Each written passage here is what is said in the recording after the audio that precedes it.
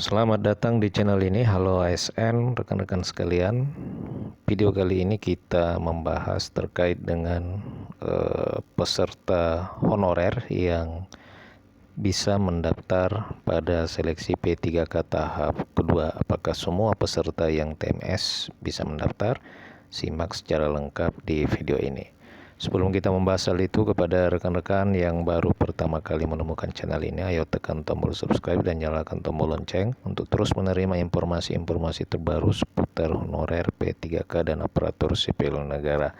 Bagi rekan-rekan yang ingin mendapatkan paket lengkap bank soal kompetensi teknis untuk seluruh jabatan dan formasi, bisa menghubungi admin kami. Nomor WA-nya saya bagikan di kolom deskripsi dan kolom komentar video ini.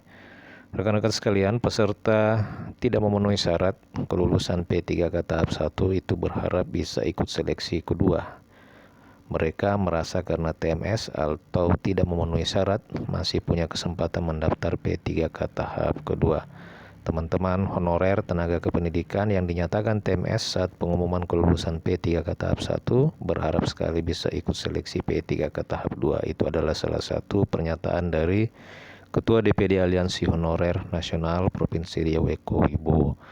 Nah, rekan-rekan sekalian, menurut Ekowi, semua peserta TMS ini bisa ikut seleksi P3K tahap 2. Itu adalah harapan dari sebagian besar honorer yang memang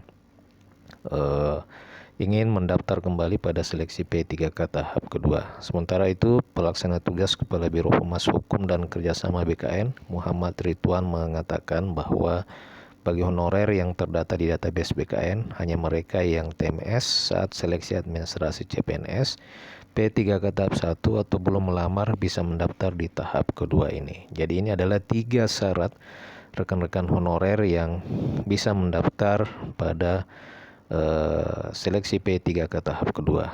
Syaratnya apa saja? Yang pertama adalah honorer yang terdata di database BKN, akan tetapi tidak memenuhi syarat atau statusnya TMS pada saat pengumuman administrasi CPNS. Itu yang pertama. Yang kedua adalah honorer yang mendapatkan status TMS atau tidak memenuhi syarat pada saat pengumuman seleksi administrasi P3K tahap 1.